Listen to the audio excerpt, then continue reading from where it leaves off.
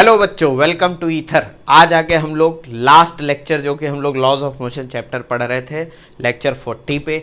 ये बच्चों last lecture होगा। अब यहाँ से ये चैप्टर ख़त्म हो गया है। इस लेक्चर के एंड में बच्चों डिस्क्रिप्शन में आप जाना तो आपको क्या मिलेगा, नोट्स की पीडीएफ मिल जाएंगी। ठीक है, वो पीडीएफ डाउनलोड कर लेना। वो रिटन नोट्स हैं बच्चों, लेकिन राइटिंग बहुत अच्छी है। और ये नोट्स बच्चों हर एक किताब से कंपाइल करके बनाए गए हैं, क्योंकि जनरली होता क्या है कि हम किसी एक किताब से पढ़ते हैं तो हमें लगता है अरे उस किताब में तो ये लिखा है, यहाँ पर ये छोड़ दिया गया। तो ऐसा ना हो, इसलिए सब कुछ मिलाकर एक कंपाइल्ड नोट्स बनाए गए हैं। बहुत एग्जॉस्टिव हैं, उसमें सब कुछ दिया हुआ है बच्चों, और फ्री ऑफ कॉस्ट है, डाउनलोड कर लेना। ठीक है, आज के इस लेक्चर में बच्चों हम लोग नीट के प्रीवियस ईयर क्वेश्चन लगाएंगे कुछ। अब लास्ट वाले लेक्चर में हम लोगों ने आईआईटी जेईई के प्रीवियस ईयर क्वेश्चन लगाए थे। अब बायो वाले बच्चे बुरा ना मान जाए, इसलिए मैं कुछ क्वेश्चन, ज़्यादा नहीं, 7-8 क्वेश्चन लगा के दिखाऊंगा। इससे एक कॉन्फिडेंस बनता है कि भाई हमने इतना सब पढ़ लिया है कि अब हमसे कोई भी क्वेश्चन छूट नहीं रहा है। बस इतना ही है और कुछ नहीं। बाकी आप लोग सॉल्व तो खुद ही कर लोगे, क्योंकि हम लोग इतना पढ़ चुके हैं। तो देखो बच्चों, ज़्यादा बातें नहीं करेंगे, जल्दी से पहले समझ लेते हैं, फिर आपसे एक बहुत इंपॉर्टेंट बात करनी है। वो इतनी इंपॉर्टेंट बात है कि सब कुछ छोड़ के उस पर ध्यान जरूर देना बच्चों। वो इस लेक्चर के एंड में करेंगे। क्या है, पहला क्वेश्चन देखते हैं। ये क्वेश्चन AIPMT, पहले नीट से पहले AIPMT चलता था ना, 2011 में आया हुआ है। क्या कह रहा है? A person of mass 60 kg is inside a lift of mass 940 kg and presses the button on control panel. ठीक है भाई। Then lift starts moving upwards with an acceleration of 1 meter per second square. If g is equal to 10 meter per second square, the tension in the supporting cable. ये तो बच्चों बहुत सरल question है। क्या करना है, आप लोग पढ़ भी चुके हो पूरा कॉन्सेप्ट कि लिफ्ट एक्सेलरेटिंग अपवर्ड और डाउनवर्ड। यहाँ पर आपको वेट नहीं पूछ के डायरेक्टली क्या पूछा गया है, टेंशन इन द स्ट्रिंग। मान लो ये रोप है जो इसको ऊपर लेके जा रही है, ठीक है, और कितने एक्सेलरेशन से, मान लेते हैं A एक्सेलरेशन से लेके जा रही। अब इसके अंदर बंदा है, ठीक है, वो बंदा क्या करता है, बटन दबाता है ऊपर जाने का। इस बंदे का वेट नीचे की तरफ और इस लिफ्ट का वेट भी नीचे की तरफ। बंदे का कितना है, यहाँ पर मास कितना है 60, तो इसके ऊपर जो वेट लगेगा वो क्या होगा 60g। और लिफ्ट का वेट कितना है 940 मास है, तो वेट क्या होगा 940g। और ये लिफ्ट कहाँ जा रही, ऊपर की तरफ जा रही। तो यहाँ पर बस आपको क्या कर देना है, न्यूटन सेकेंड लॉ लगा देंगे यहाँ पर। Sigma F is equal to, यानी net force acting on the system. System क्या है, लिफ्ट प्लस ये बंदा, is equal to mass into acceleration, यही तो। और ये मास क्या है, टोटल मास। ठीक, तो ऊपर की तरफ फोर्स कौन सी लग रही है भाई, सिर्फ टेंशन लग रहा है T, माइनस नीचे की तरफ कौन सी फोर्सेस लग रही हैं, देखो 60g प्लस 940g। तो ये क्या हो जाएगा 60 प्लस 940g, ये हो गया टोटल मास इंटू ग्रेविटी यानी कि weight, is equal to mass हो गया आपका 60 प्लस 940 1000 एक्सेलरेशन। ठीक, अब एक्सेलरेशन की वैल्यू दे रखी है, कितनी दे रखी है 1 मीटर पर सेकेंड स्क्वायर। जी की वैल्यू 10 दे रखी है, तो इसको सॉल्व कर लो। तो ये कितना हो जाएगा, ये हो जाएगा 1000 into 10 is equal to 1000 into 1। तो ये टी की वैल्यू आ जाएगी बच्चों, ये हो जाएगा 10,000 प्लस 1000, ये हो जाएगा 11,000, और उसकी यूनिट क्या होगी, न्यूटन। ये आपका आंसर है। कौन सा ऑप्शन सही, ऑप्शन 3 सही है आपका। ठीक है, इसको देख लो एक बार, इसको देख लो जल्दी से पॉज करके। आप पहले बच्चों आप एक काम करा करो, जब मैं क्वेश्चन सॉल्व करने वाला हूं उससे पहले आप पॉज करके खुद सॉल्व करने की कोशिश करा करो, ना हो तब सॉल्यूशन देखा करो। ठीक है, चलो आगे बढ़ते हैं। ये क्या क्वेश्चन है, जल्दी से देखते हैं। ये क्वेश्चन अच्छा है, क्वेश्चन बहुत अच्छा है। AIPMT 2014 में आया था। इसमें कॉन्सेप्ट है जो अभी आगे चल के आप फ्लूइड में भी पढ़ोगे, बहुत सिंपल सा है, मैं अभी बता देता हूँ। अगर वो कॉन्सेप्ट नहीं भी आता होगा तब भी ये क्वेश्चन सॉल्व हो जाएगा, इसीलिए तो लॉज ऑफ मोशन में करवा रहा हूँ क्वेश्चन। क्या है, a balloon with mass m is descending down with an acceleration a where a is less than g, यानी एक्सेलरेशन ड्यू टू ग्रेविटी से कम है। इसका मतलब जो भी बलून है आपका जिसमें हवा भरी है वो फ्री फॉल नहीं हो रहा है, क्योंकि वो धीमे धीमे किसी एक्सेलरेशन से नीचे आ रहा है जिसकी वैल्यू g से कम है। ये बात क्लियर है कि नहीं, कह दोगे सर बिल्कुल क्लियर है। How much mass should be removed from it so that it starts moving up with an acceleration a, assume that its volume does not change. ये बच्चों बहुत इंपॉर्टेंट पॉइंट है कि उसका वॉल्यूम चेंज नहीं हो रहा है, ऐसा मानना है। जैसे बच्चों मैं आपको समझाता हूँ क्या है, कि मान लेते हैं एक हॉट एयर बलून ही है, ठीक है, एक हॉट एयर बलून है, ठीक, उसमें कुछ ऐसे ये नीचे बकेट है जिसके अंदर कुछ मास मान लेते हैं रखे हुए। ये सब दिया नहीं है, बस मैं आपको समझाने के लिए बता रहा हूँ कि ये सिनारियो कैसा है। ठीक, अब कह क्या रहा है कि ये बलून नीचे की तरफ डिसेंड कर रहा है जिसका एक्सेलरेशन ए है जो कि लेस देन ग्रेविटी। अब एक बात बताओ बच्चों, ऑब्वियस सी बात है कि अगर वो फ्री फॉल नहीं हो रहा है यानी कि ग्रेविटी की वजह से सिर्फ नीचे आ नहीं रहा है, तो इसका मतलब इसके ऊपर एक ऊपर की तरफ फोर्स लग रही है जो उसको थोड़ा सा स्लो कर रही है, मतलब फ्री फॉल नहीं होने दे रही। इस फोर्स को बच्चों हम लोग बोलते हैं बायंसी। क्या बोलते हैं? बायंसी। याद होगा क्योंकि एयर भी एक तरीके का फ्लूइड है, तो इसका वॉल्यूम फिक्स है यानी कि जितना इसका शेप है और साइज है वो उतना ही बना रहेगा। अब कह रहा है क्योंकि ये नीचे आ रहा था, बायंसी जो लग रही है यानी जो इसके ऊपर की तरफ फोर्स लग रही है वो हमेशा कांस्टेंट रहेगी क्योंकि इसका वॉल्यूम जो है वो कहे दे रहा है कि कांस्टेंट है। अगर आपको बायंसी नहीं भी पता है तो आप थोड़ा सा दिमाग लगाओगे कि भैया जब ये नीचे आ रहा है और फ्री फॉल नहीं हो रहा है यानी कि ये अगर जी की वजह से आता तो तेजी से गिरता, लेकिन ये तो धीमे धीमे आ रहा है, तो इसका मतलब इसके ऊपर कोई एक अपवर्ड फोर्स लग रही है जो इसके डाउनवर्ड मोशन का विरोध कर रही है। आपने उसको भी मान लिया, ठीक। अब क्वेश्चन ये कह रहा है कि मान लो इसमें ये जो वेट रखे या मास रखा है इसको एक एक करके हम लोग घटाने लगे तो क्या होगा? क्योंकि इसका जो ओवरऑल वेट है वो कम होगा तो इस पर एफ बी तो उतनी ही लग रही, तो एक टाइम ऐसा आएगा कि ये नीचे जाने की वजह क्या होगा? एफ बी उतनी ही लग रही, मतलब ऊपर की तरफ जो फोर्स है उतनी ही है। पहले नीचे जा रहा था, हल्का हो रहा फिर ये एकदम से ऊपर उठने लगेगा, तो वो उतना मास हमें बताना है। मान लेते हैं डेल्टा एम मास है, इसको आपने बाहर फेंक दिया, ठीक है, इसको आपने बाहर फेंक दिया। इस मास को निकालने के बाद ये बलून ऊपर आता है। तो पहला सिनारियो क्या है? फर्स्ट सिनारियो क्या है? फर्स्ट सिनारियो ये है कि ये जो बलून है ये नीचे की तरफ जा रहा है विथ एक्सेलरेशन ए, ठीक। इसको सॉल्व करना बहुत, तो अब न्यूटन सेकंड लॉ आपको बच्चों लगाना है। नीचे की तरफ इसका क्या लग रहा है? वेट लग रहा है। क्या है वो? mg, ठीक है। तो net force in downward direction क्या होगी? mg minus F B. भाई ये तो ऊपर की तरफ ही हमेशा लगेगी जो इसको हमेशा विरोध करेगी नीचे आने की तरफ, ठीक है। Is equal to mass into acceleration. हो जाएगा कि नहीं हो जाएगा? कह दोगे सर बिल्कुल। ये फर्स्ट सिनारियो है, फर्स्ट सिनारियो। इसको मैं यहाँ पर ऐसे क्लियर कर देता हूँ कि अभी आपने मास हटाया नहीं है, अभी उतना ही मास है, ये पहला वाला केस। तो आपने एक इक्वेशन बना ली, इक्वेशन नंबर 1, ठीक। अब दूसरा वाला सीन, इसको पहले देखो फिर बताता हूँ। तो ये बलून नीचे की तरफ जा रहा है, बहुत इंटरेस्टिंग क्वेश्चन है ये। दूसरा क्या है सिनारियो कि भैया हमने क्या करा, इससे कुछ ये जो बकेट है इससे कुछ वेट बाहर निकाल दिया, और कितना निकाल दिया कि इसका वेट अब जो बचा है, इसका जो मास अब बचा है वो है m माइनस डेल्टा एम। बात समझ गई कि नहीं? मतलब हमने डेल्टा एम मास क्या करा, बाहर फेंक दिया, तो अब कितना बचा? m minus delta M. अब क्या हुआ, ये बलून एफ बी तो ऊपर की तरफ ही लगेगी क्योंकि बायंसी है, और अब ये बलून क्या हुआ कि ऊपर की तरफ जाने लगा विथ एक्सेलरेशन ए, लेकिन इस पे जो ग्रेविटी लग रही है वो तो हमेशा नीचे ही लगेगी भाई। तो ये हो गया इसका अब वेट m इंटू जी, ठीक। तो अब यहाँ पर सेकेंड सिनारियो में हम लोग क्या करेंगे? सेकेंड सिनारियो में न्यूटन सेकेंड लॉ अप्लाई करेंगे। तो देखो ऊपर की तरफ एक्सेलरेट हो रहा है तो net force in upward direction क्या होगा? एफ बी माइनस नीचे की तरफ कौन सी फोर्स है? ये वाली, ये जो वेट है, m minus delta M into G is equal to mass into acceleration. तो मास अब कितना हो गया? अब मास है m माइनस डेल्टा एम और एक्सेलरेशन तो a ही रहेगा। बात समझ में आई कि नहीं? ये हो गई आपकी इक्वेशन सेकेंड, ठीक। ये आपका सेकेंड सिनारियो। अब हमें कुछ नहीं करना, इन दोनों इक्वेशंस को सॉल्व कर लेना। तो अगर मैं इक्वेशन 1 और 2 को जोड़ दूं, इक्वेशन फर्स्ट प्लस सेकेंड, ठीक। तो फर्स्ट इक्वेशन क्या थी? M G minus F B, ठीक है। और सेकेंड इक्वेशन क्या होगी? लेफ्ट हैंड साइड देखो जरा बच्चों, ये देखो left hand side first equation में क्या था? M G minus F B plus बाकी की लेफ्ट हैंड साइड क्या है सेकेंड इक्वेशन में? ये देखो एफ बी माइनस का minus M minus delta M into G is equal to right hand side क्या था? Right hand side first equation का है एम ए प्लस ये वाला कितना है? m minus delta M A. होगा कि नहीं? कह दोगे सर बिल्कुल। अब यहाँ पर देखो ये एफ बी कैंसिल हो जाएगा, और क्या क्या कैंसिल हो जाए? ये mg और ये माइनस का जब ओपन करोगे तो माइनस का mg ये कैंसिल हो जाएगा, तो बचेगा क्या? Minus into minus plus delta m into g, ये बचेगा। और राइट हैंड साइड में क्या बचेगा बच्चों? M A plus M A, 2ma minus का डेल्टा m इंटू ए।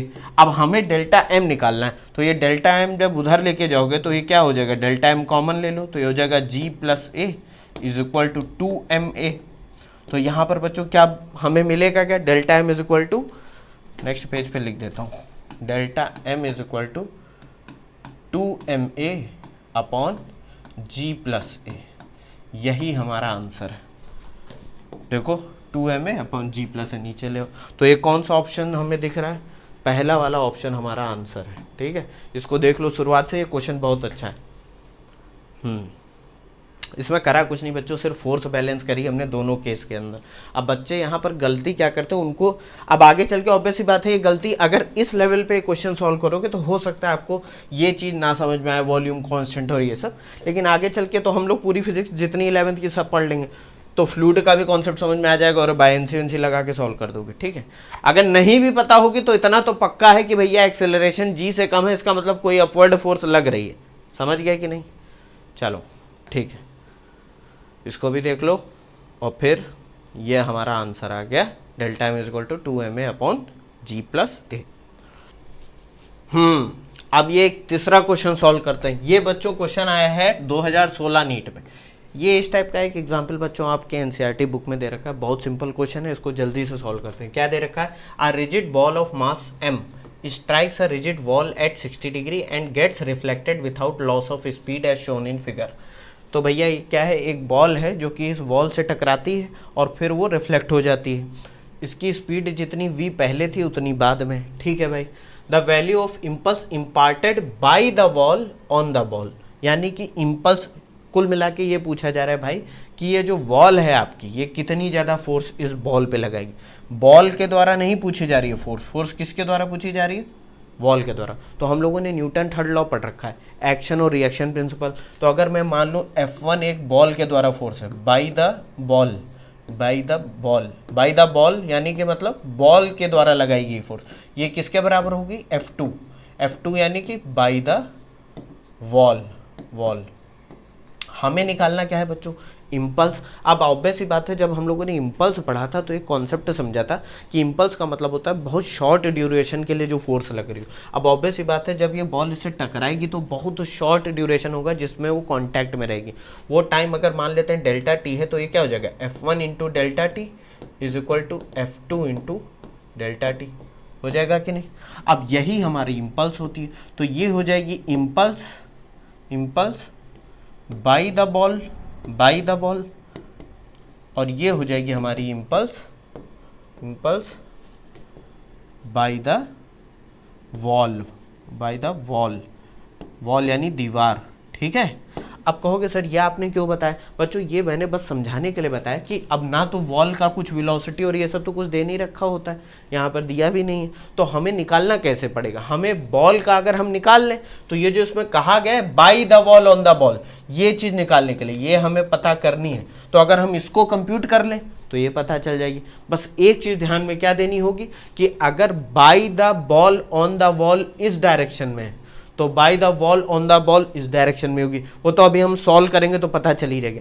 देखने में बच्चों ऐसा लग रहा है कि इम्पल्स क्या होती है, इम्पल्स होती है चेंज इन मोमेंटम, होती है कि नहीं, ये हम लोगों ने पढ़ रखा था। एफ डेल्टा टी किसके बराबर होता है, M into delta V, mass into change in velocity. तो यहाँ पर देखने में ही लग रहा है कि जब बॉल इससे टकराएगी और इस डायरेक्शन में वापस आ जाएगी तो बॉल पे जो इम्पल्स लगेगा वो क्या होगा, इस डायरेक्शन में है। वो एक बार थोड़ा सा रियलाइज करने की भी कोशिश करा करो, सॉल्व तो वो 1 सेकंड में हो जाएगा, ठीक है। लेकिन बॉल जो कि पहले ऐसे खड़ी थी, उस पर जो धक्का लगेगा बॉल का ऐसे, वो उसको आगे धक्का देने की कोशिश करेगा।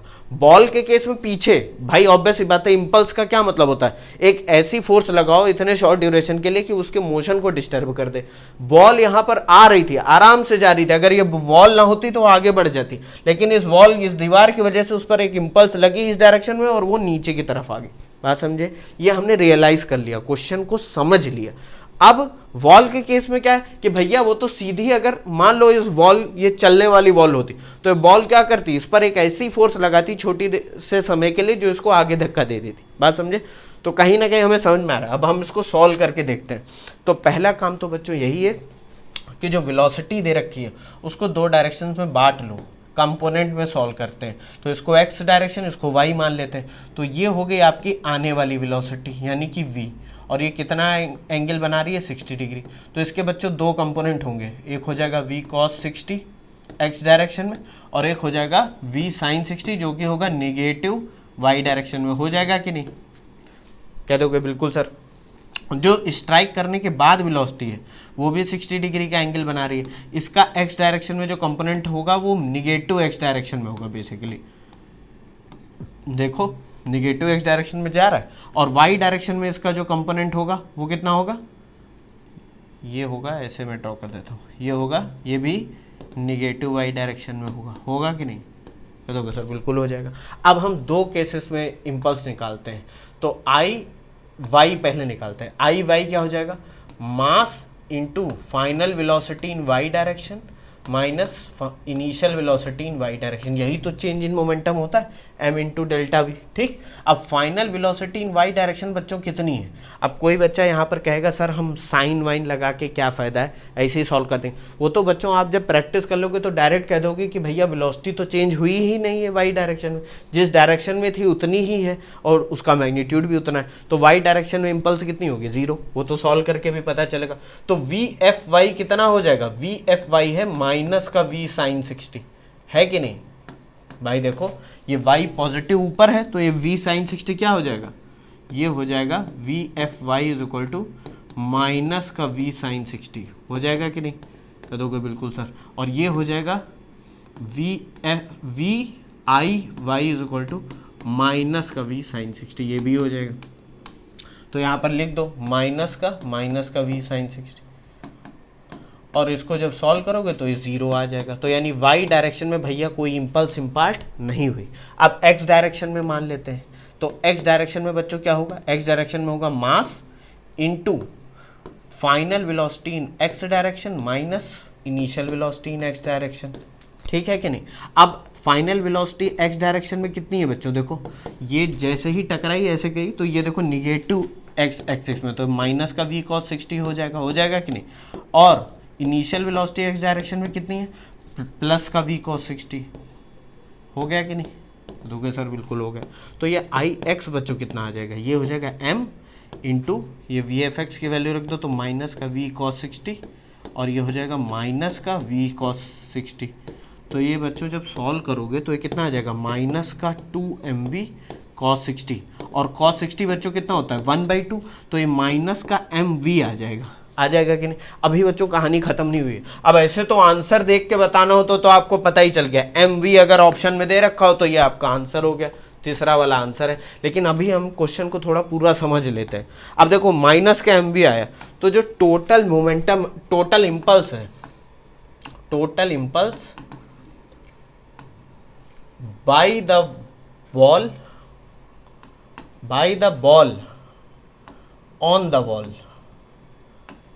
द वॉल, ये क्या हो जाएगा बच्चों, I is equal to minus का mv, हो जाएगा कि नहीं भाई। I x plus I y करोगे, ठीक है, आई और जे पे अभी हम नहीं जा रहे हैं, हम सिर्फ मैग्नीट्यूड की अगर बात करें तो कितना हो जाएगा, चलो हम लिख ही देते हैं, कितना हो जाएगा बच्चों, इसको आई एक्स इम्पल्स भी तो वेक्टर क्वांटिटी है, तो आई x I cap plus I Y J cap, हो जाएगा कि नहीं।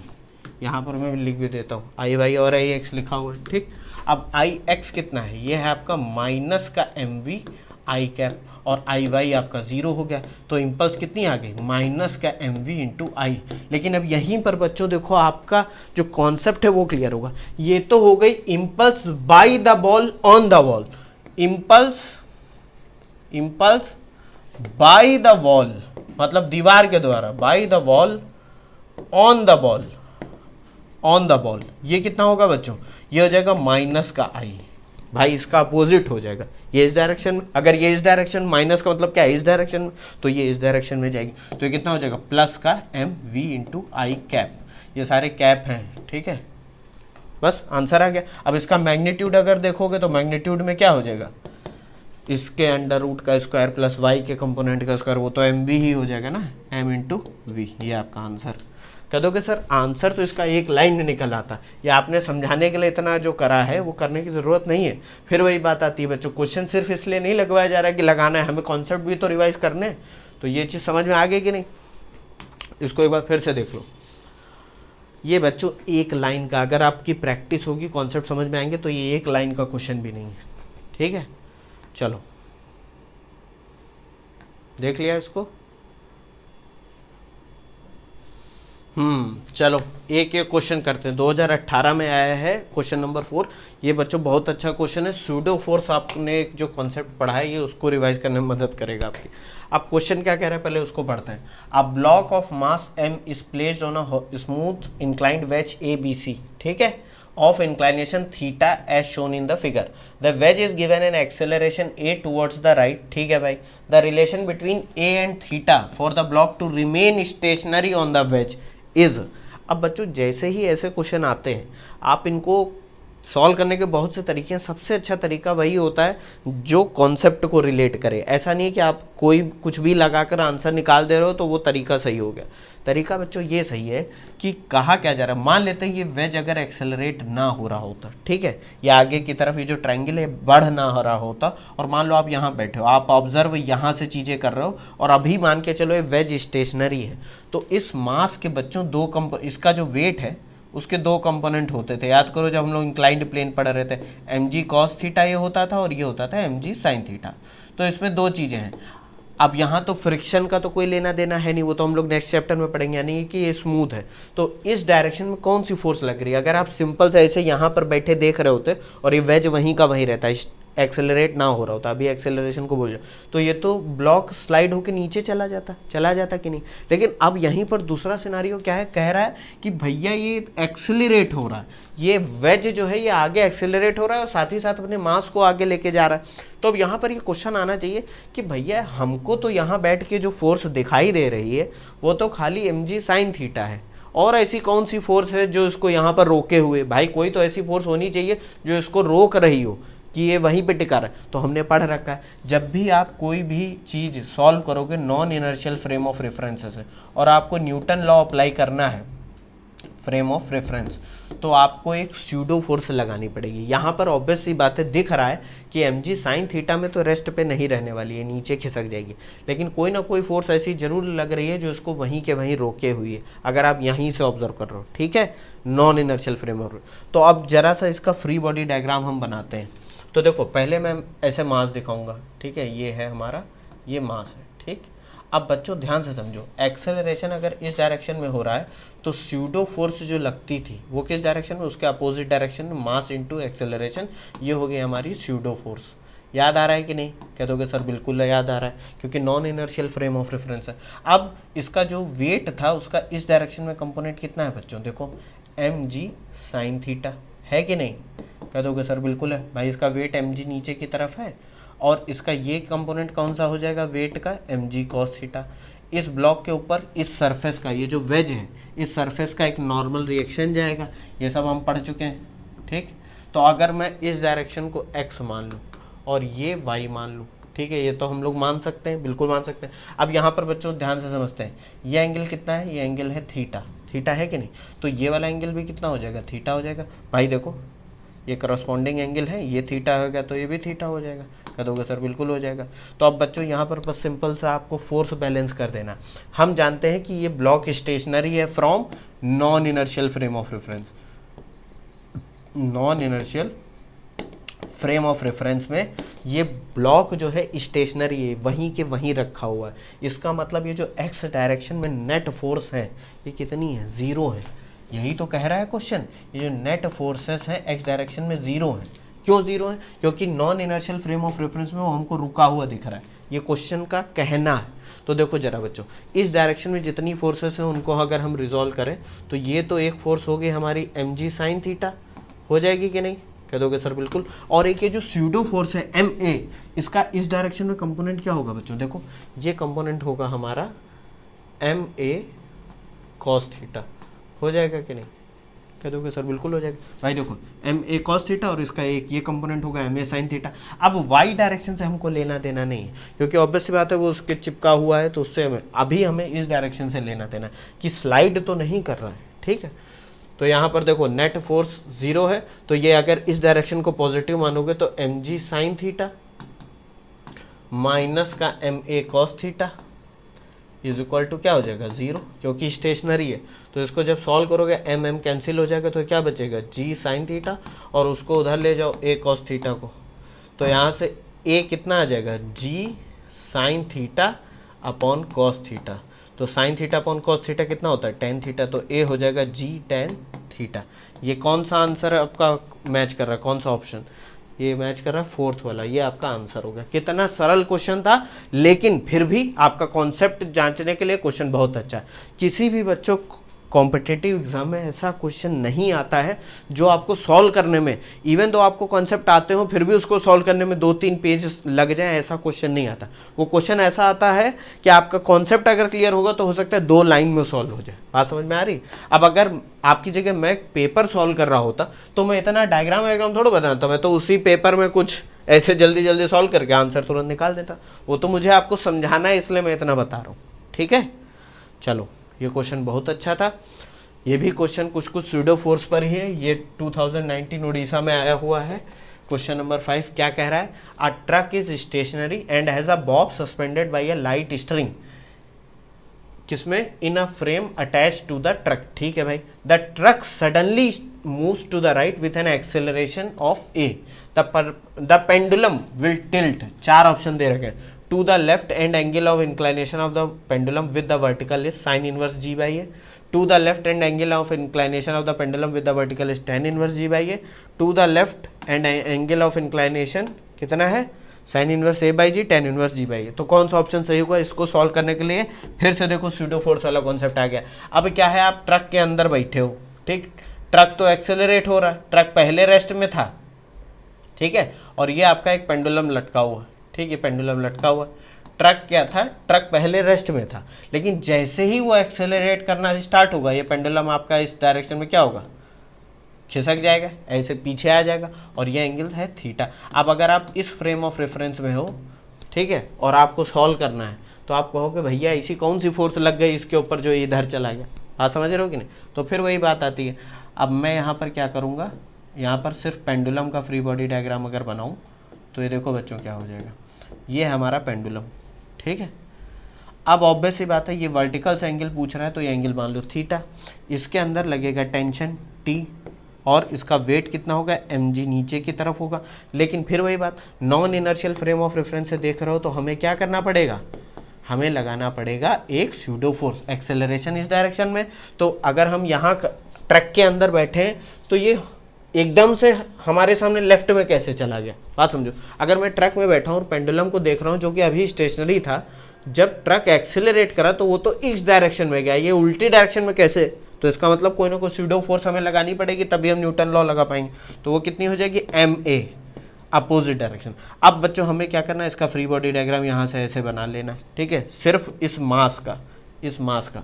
तो इस मास पे कौन कौन सी फोर्सेस लग रही हैं बच्चों, देखो mg नीचे की तरफ लग रही है, स्यूडो फोर्स ma हो गई, ठीक है। इसको यहाँ पर लिख भी देता हूँ मैं, याद करो बच्चों, ये सब मैं क्वेश्चन ऐसा करा चुका हूँ, ठीक है। और ये हमारा हो गया टेंशन, टेंशन टी, और ये एंगल कितना है, ये एंगल है थीटा, है कि नहीं। अब इसके यहाँ पर कंपोनेंट तोड़ लो, तो देखो बच्चों ये वाला कंपोनेंट टेंशन का कितना हो जाएगा, टी कॉस थीटा हो जाएगा कि नहीं, और ये कंपोनेंट कितना हो जाएगा, टी साइन थीटा। तो दोनों तरफ, अब क्योंकि ये यहाँ पर इसी डायरेक्शन में रुका हुआ है, एक बार रुका हुआ है, ठीक है, तो क्या हो जाएगा, टी साइन थीटा किसके बराबर हो जाएगा, टी साइन थीटा हो जाएगा ma के बराबर। देखो ये वाली फोर्स इज इक्वल टू ये वाली फोर्स, और ये वाली फोर्स इज इक्वल टू ये वाली फोर्स। तो बार बार मैं यहाँ पर sigma F x is equal to 0, sigma F y ये सब नहीं बताऊँ, क्योंकि वो एक बार टिल्ट होने के बाद वो उसी पोजीशन पे बना हुआ है, ठीक। तो यहाँ पर इन दोनों इक्वेशन को अगर मैं डिवाइड कर दूँ, देखो डिवाइड कर दूँ, ये इक्वेशन 1 है, ये इक्वेशन 2, तो इन दोनों इक्वेशन को डिवाइड कर दूँ अगर, इक्वेशन 1 डिवाइडेड बाई 2, तो क्या हो जाएगा, ये टी कैंसिल हो जाएंगे, साइन थीटा है, लेफ्ट हैंड साइड में क्या हो जाएगा, sine theta upon cos theta, ठीक, is equal to ma upon mg, ये mm कैंसिल हो जाएगा, T cancel, sine upon cos क्या हो जाएगा, tan theta is equal to a upon g. तो थीटा क्या हो जाएगा, tan inverse a upon g. तो आपका ऑप्शन कौन सा सही है, ये आपका दूसरा वाला ऑप्शन सही है, यही आंसर है आपका। कितना सरल क्वेश्चन था ये। वही बात है, सूडो फोर्स के कॉन्सेप्ट आते होंगे तो सब सॉल्व कर लोगे, और वो मैं पूरा एक लेक्चर पूरा डिटेल में पढ़ाया हूँ, उसको देख लेना जाकर। ठीक है, ये आपका आंसर है। चलो देखो बच्चों, मैं जल्दी जल्दी इसलिए सॉल्व करा रहा हूँ ताकि हम लोग को एक बहुत इंपॉर्टेंट बात करनी है। ये सब क्वेश्चन तो आप लोग अपने आप सॉल्व ही कर लोगे, इसमें इतना कुछ कठिन है नहीं बच्चों। नीट 2021 में एक क्वेश्चन आया हुआ है, ये भी बहुत सिंपल सा क्वेश्चन है। इसमें लॉज ऑफ मोशन भी लगेंगे और प्लस इक्वेशन ऑफ मोशन भी लगेगी। A ball of mass 0.15 kg, ठीक है, 0.15 kg है भैया मास, ठीक, is dropped from a height 10 metre, ठीक है, strikes the ground and rebounds to the same height. The magnitude of impulse imparted to the ball g की value 10 metre पर second. बहुत सिंपल क्वेश्चन है बच्चों। यहाँ पर ये बॉल थी, ठीक है, ये ग्राउंड पे क्या करता है, क्वेश्चन क्या कह रहा है, ये ऐसे टकराती है, ठीक है, ऐसे टकराती है और फिर टकरा के ऊपर आ जाती है, ठीक है, टकरा के ऊपर भी आ जाती है। तो ऑब्वियस सी बात है, इसकी 10 मीटर हाइट दे रखी है। पहली बात तो ये क्यों दे रखी है, ये इसलिए दे रखी है क्योंकि हमें जिस समय वो टकरा रही है, भाई वो ऐसे टकराएगी और फिर ऊपर जाएगी उतनी ही सेम हाइट में, तो जिस समय वो टकरा रही है उस टाइम की वेलोसिटी हमें नहीं पता है, और टकराने के बाद वो सेम वेलोसिटी, क्योंकि वो सेम हाइट पे जा रही है, सेम हाइट पे जा रही है, इसका मतलब जो इसकी फाइनल वेलोसिटी है यहाँ पर, यही इसकी इनिशियल वेलोसिटी हो जाएगी टकराने के बाद। तुम खुद दिमाग लगाओ जरा, यहाँ पर पहले मैं कौन सी इक्वेशन ऑफ मोशन लगेगी याद करो। अगर हमें फाइनल वेलोसिटी निकालनी हो तो इस वाले पॉइंट से, ये पॉइंट 1 से 2 और फिर 2 से 3, फ्रॉम 1 टू 2, जो इनिशियल वेलोसिटी है, इनिशियल वेलोसिटी वो कितनी होगी, 0 हो जाएगी कि नहीं। फाइनल वेलोसिटी हमें निकालनी है जिसको हम लोग v मान लेते हैं, या हमें पता करनी, और हाइट हमें दे रखी है 10 मीटर, दे रखी है कि नहीं। तो ये तो आपको पता ही है, सिंपल सा फॉर्मूला लगा देना, third equation of motion, v square is equal to u square plus 2gh, है कि नहीं। तो v square is equal to क्या हो जाएगा, 0 प्लस 2 इंटू 10, g की वैल्यू 10 दे रखी है, भी 10 दे रखी है, तो v की वैल्यू आ जाएगी 10√2। कह दोगे सर कैसे आ जाएगी, भाई ये रूट उधर ले जाओगे, स्क्वायर रूट ले लोगे दोनों साइड, 10 का स्क्वायर 100, 10 बाहर आ गया, रूट अंदर ले गया, ये हो गया मीटर पर सेकेंड, हो गया कि नहीं। अब बात आती है कि ये तो हो गई वाई डायरेक्शन में इसकी वेलोसिटी, वो सब हम लोग बाद में बात करेंगे। अब यही जो वेलोसिटी है, क्योंकि अगर मैं 1 to 2 ये कर रहा हूँ तो मैं 2 to 3 भी आपको लगा के दिखा देता हूँ कि इसकी इनिशियल वेलोसिटी कितनी होगी। चलो इसको पहले देख लो। बहुत सिंपल क्वेश्चन है बच्चों, ये तो तुरंत हो जाना चाहिए। अब देखो बच्चों, 2 to 3 में क्या होगा बच्चों, 2 to 3 और हाइट इसकी सेम है, 2 to 3 यानी जब रिबाउंड होने के बाद ऊपर जा रही है तो जाए 10 ही मीटर ऊपर रही है। तो मान लेते हैं इसकी इनिशियल वेलोसिटी कुछ u(i) is equal to u है, कुछ होगी इनिशियल वेलोसिटी, और फाइनल वेलोसिटी हमको पता है ऊपर जाके रुक जाएगी, तो फाइनल वेलोसिटी कितनी हो जाएगी, 0 हो जाएगी। तो यहाँ पर अगर हम v square is equal to u square, अब क्योंकि ऊपर जा रही हो ऊपर, तो g की जगह क्या हो जाएगा, -2gh हो जाएगा कि नहीं। तो फाइनल वेलोसिटी हो गई 0, initial velocity u square -2 into g into 10, तो यहाँ से देखो u की वैल्यू 10√2 फिर आ जाएगी। तो दोनों ही बातें ठीक है, हमको बार बार सॉल्व करने की जरूरत नहीं, मैं आपको सिर्फ समझाने के लिए बता रहा हूँ। तो अब अगर मैं एक सिनारियो ऐसे समझूँ कि भैया ये जो इनिशियल वेलोसिटी थी टकराने के जस्ट टाइम से पहले, यहाँ पर जो वेलोसिटी थी वो थी v1, और टकराने के बाद जो वेलोसिटी थी अपोजिट डायरेक्शन में तो वो थी v2, ठीक है, टकराने के बाद जो थी वो v2 थी। अब क्वेश्चन में क्या पूछा जा रहा है, the magnitude of impulse imparted to the ball. तो मैग्नीट्यूड ऑफ इम्पल्स क्या हो जाएगा बच्चों, mass into final velocity minus initial velocity हो जाएगी कि नहीं। अब फाइनल वेलोसिटी क्या है बच्चों, प्लस का 10√2 मीटर पर सेकेंड।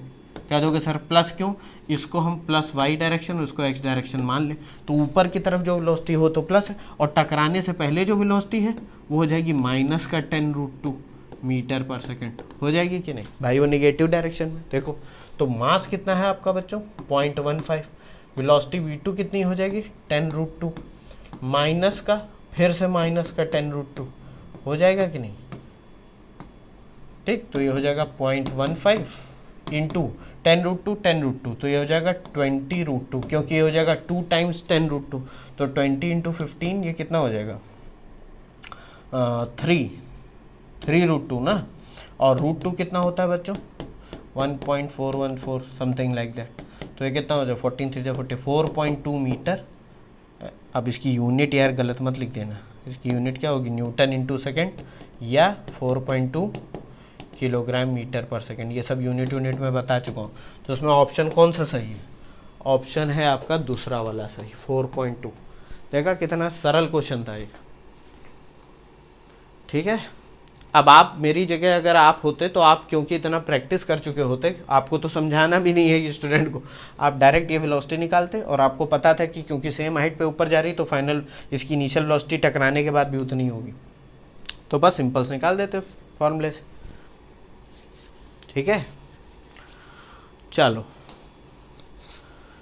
एक क्वेश्चन और सॉल्व करते हैं, 2022 में आया है क्वेश्चन नंबर 7। ये क्वेश्चन भी बच्चों अच्छा क्वेश्चन है, बहुत जल्दी सॉल्व हो जाएगा क्योंकि इसमें ज़्यादा दिमाग नहीं लगाना है आपको, कंजर्वेशन ऑफ मोमेंटम पे ये बेस्ड है। A shell of mass m is at rest initially, ठीक है, रुका हुआ है, ध्यान से समझना, is at rest, it explodes into 3 fragments having mass in the ratio 2:1, ठीक है। If the fragments having equal mass fly off along mutually perpendicular directions with speed v, the speed of the third या lighter fragment is, पहले इस scenario को ही समझ लेते हैं फिर समझ।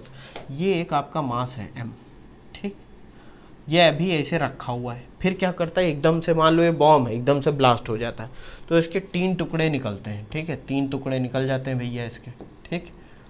ये किसी भी डायरेक्शन में हो सकते थे, लेकिन क्वेश्चन क्या कह रहा है कि इसके 2 टुकड़े जो हैं जो कि सेम मास के हैं।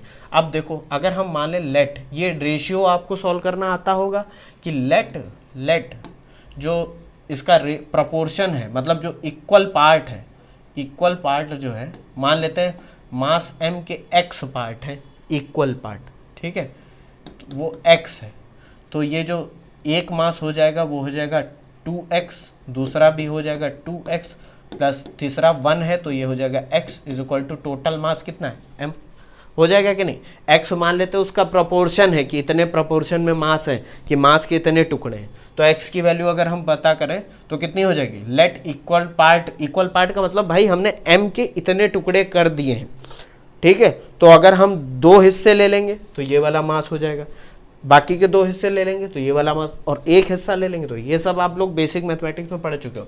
तो कितना हो जाएगा 5x is equal to m, तो एक टुकड़े का कितना मास आ गया m/5, तो यहाँ पर टोटल मास कितने हो जाएंगे, m1 मान लेते हैं जो कि होगा 2x, तो ये हो जाएगा 2m/5, ठीक है।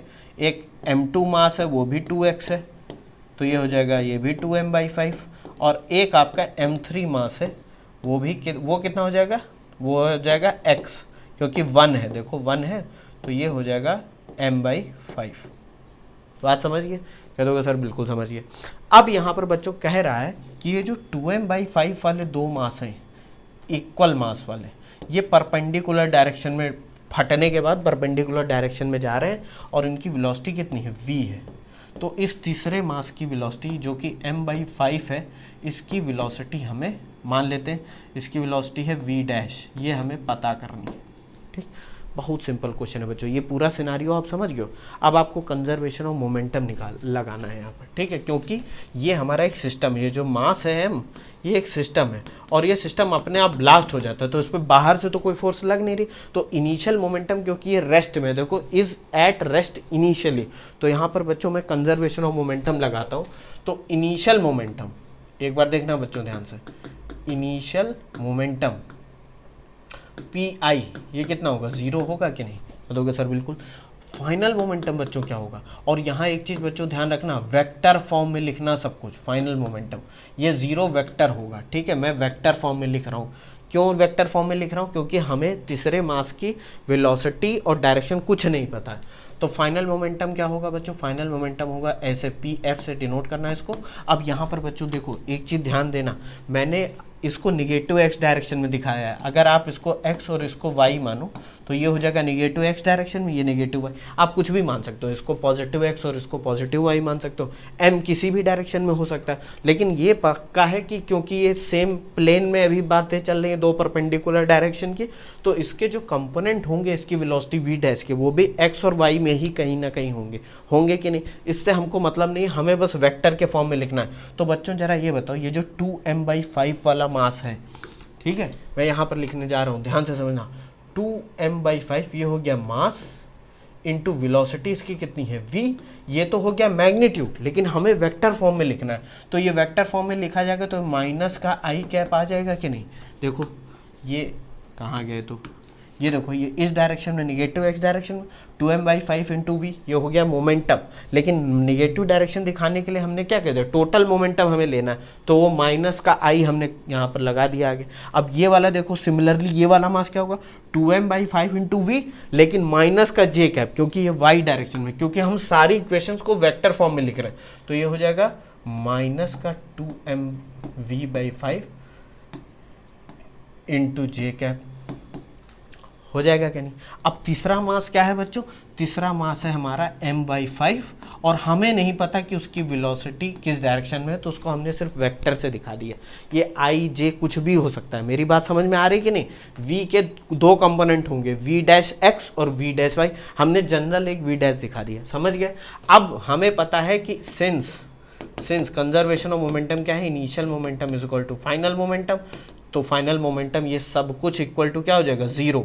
तो 2mv/5 इंटू आई कैप माइनस 2mv/5 जे कैप प्लस का m/5 v' is equal to 0। ठीक, अब यहाँ पर देखो बच्चों m/5 ये पूरी इक्वेशन से कट जाएगा, तो बचेगा क्या बच्चों, बचेगा आपका माइनस का 2v आई कैप माइनस का 2v जे कैप प्लस का v' इज इक्वल टू 0। तो v' कितना आ जाएगा, या वेलोसिटी वेक्टर क्वांटिटी, ये वेक्टर जरूर दिखाना बच्चों, क्योंकि वेक्टर नहीं दिखाओगे तो एक वेक्टर इक्वेशन में आपने स्केलर कैसे जोड़ दिया, ये सब देखो फिजिक्स है पूरी।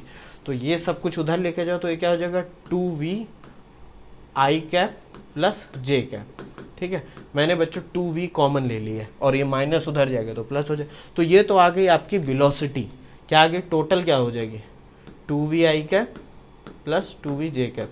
ठीक, कह दोगे सर ब्रैकेट फिर क्यों ले रहे, वो मैंने इसे लिख दिया था। ठीक है, तो वेलोसिटी पता चल गई, लेकिन क्वेश्चन में आपसे मैग्नीट्यूड पूछा जा रहा है। देखो the speed of the third fragment, तो वेलोसिटी से मतलब नहीं, स्पीड से मतलब है। स्पीड का मतलब क्या होता है, मैग्नीट्यूड ऑफ वेलोसिटी।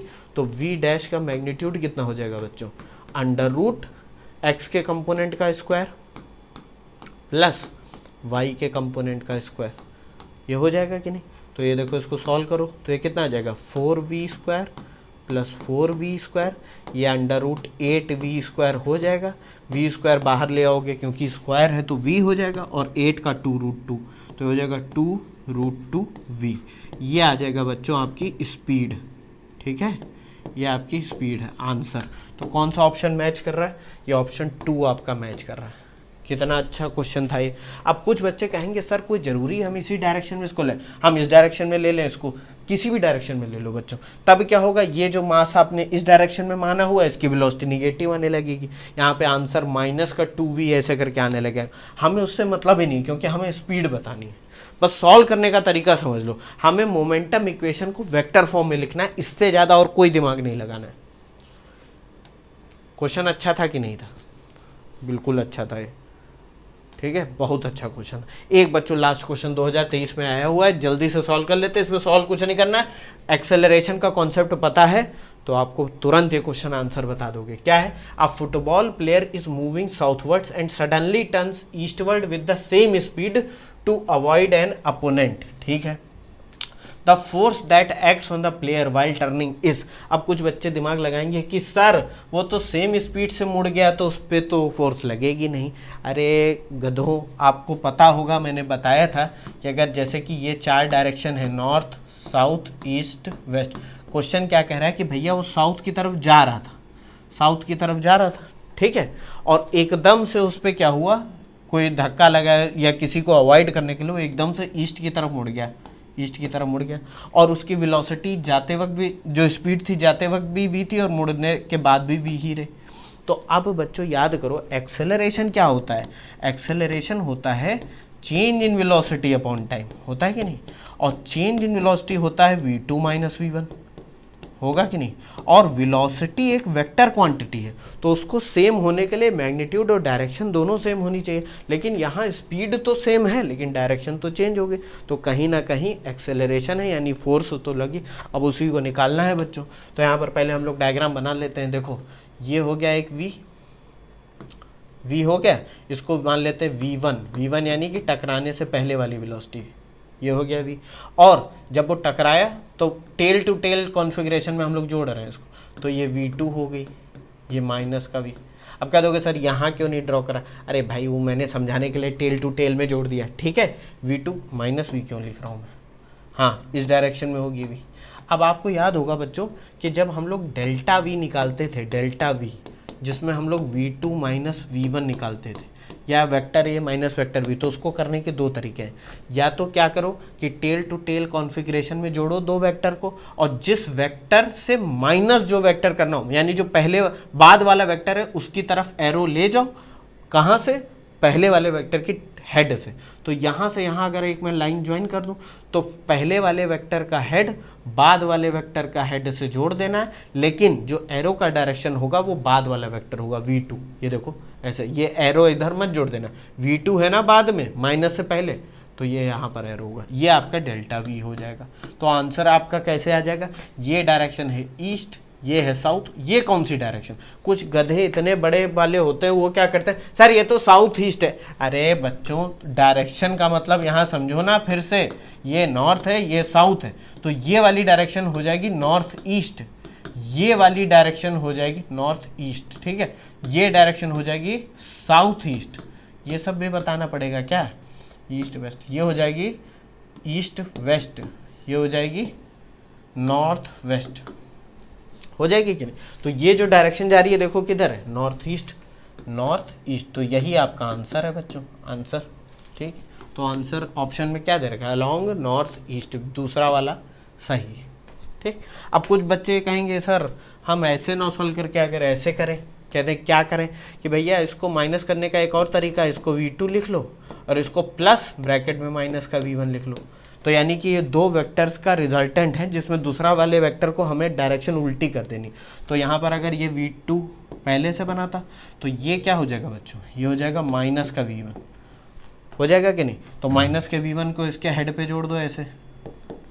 याद आ रहा है कुछ कुछ? कह दोगे सर बिल्कुल याद आ रहा है। तो हमें पैरेललोग्राम लॉ पता है दो वेक्टर को जोड़ने का, पहले वाले वेक्टर का क्या जोड़ दें, टेल, और बाद वाले वेक्टर का हेड। तो ये देखो ये आ जाएगा, ये आ जाएगा v2 प्लस का माइनस का v1, हो जाएगा। तो दोनों ही तरीके सही हैं, ये सब मैं बता चुका हूँ। तो आंसर आ गया आपका नॉर्थ ईस्ट। यानी कि अब थोड़ा सा दिमाग लगाओगे तो समझ में भी आएगा कि नॉर्थ ईस्ट में फोर्स क्यों लगनी चाहिए, क्योंकि वो साउथ में जा रहा था, इधर से उसको कहीं ना कहीं फोर्स लगानी पड़ेगी तभी वो ईस्ट में आ पाएगा, क्योंकि ये और ये रिजल्टेंट मिला के इधर ले जाएंगे। ये सब ज़्यादा अपना दिमाग खाली बैठे ना तब लगाना, ठीक है।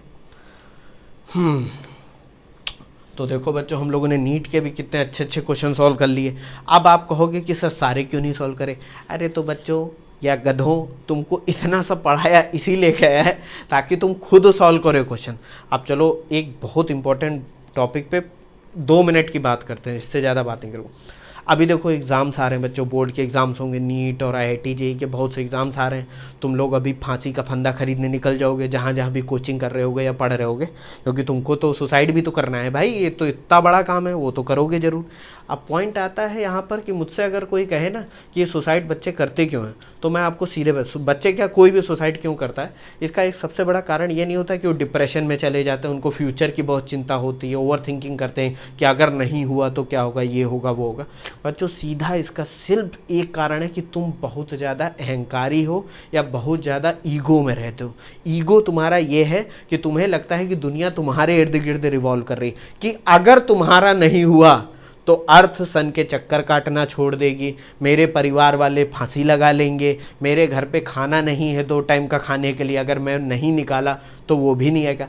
अबे थोड़ा दिमाग लगाओ, तुम्हारा MBBS नीट या IIT JEE निकल भी गया तो तुमको कमाने में अभी 4-5 साल हैं। तो जो माता पिता तुम्हारे ये 4-5 साल बिताने वाले थे वो तो वैसे भी बिताएंगे, अगर हो भी जाता है, ऐसे समझो वर्स्ट केस सिनेरियो।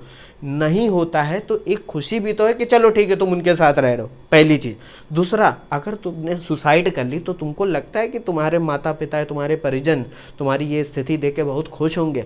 आने वाले 4 साल अगर वो परेशान रहने वाले थे तो अब वो पूरी ज़िंदगी परेशान रहेंगे। और तुम तो वो बंदे बन गए हो जिसने, मान लो कुछ बच्चे कहते हैं कि मैंने माता पिता का, अपने परिजनों का इतना पैसा खर्च करा दिया, अब मैं किसी लायक नहीं हूँ, ये है वो है। तुम एक चीज़ सोचो, तुमने खर्च कराया वो तो ठीक है, तुम मर के चले जाओगे तो कहाँ से वापस कर दोगे? तुम जीवित रहोगे, आगे नहीं IIT में नीट में जाओगे तो कुछ और बड़े काम हो सकता है कर लो, नहीं बड़े काम, कुछ मध्यम वर्गीय काम भी करोगे तब भी उनकी तो हेल्प कर पाओगे ना, नीयत अगर साफ रखोगे। मर के चले गए तो इजीएस्ट स्केप है, ये तो तुम लुटेरे बन गए, उनका पैसा लेके भाग गए तुम, ठीक है। इससे बड़ा मोटिवेशन और कुछ नहीं होना चाहिए कि अगर तुम्हारा सिलेक्शन नहीं हुआ है तो अपने आप को एक चैलेंज करो कि आज से 5 साल बाद मेरा जो दोस्त काम करेगा मैं उससे कुछ अच्छा ही कर रहा हूँ या उतना तो कर ही रहा हूँ, ठीक है। Thank you. ये बात आप खुद भी सुनो और अपने माता पिता को भी सुनो, बहुत इंपॉर्टेंट बात है ये। थैंक यू, मिलता हूँ आपसे एक नए चैप्टर के साथ नए वीडियो में।